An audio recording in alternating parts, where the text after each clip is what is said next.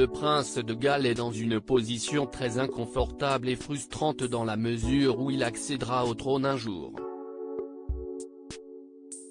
Malheureusement, ce jour n'arrivera pas avant le décès de sa mère, la reine Elisabeth.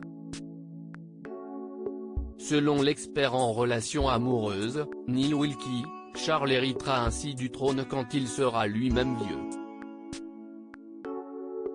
En ce sens, le prince Charles ne jouira pas pendant assez longtemps de son rang de roi.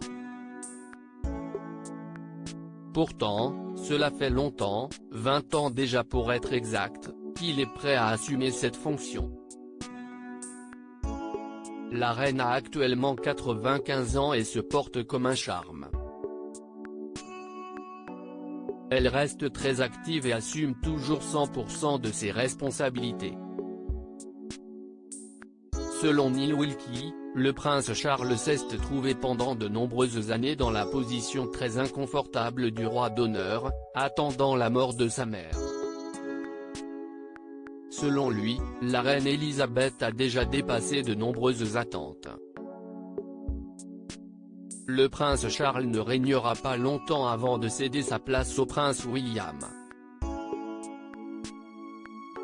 Fondamentalement, si est une famille dysfonctionnelle selon l'analyse de Neil Wilkie, le fait de naître dans différents rôles est la cause des rivalités fraternelles dans la famille royale. Charles ayant vécu pratiquement toute sa vie comme le roi apparent. Affirme-t-il, la position de son frère Andrew est assez ambiguë.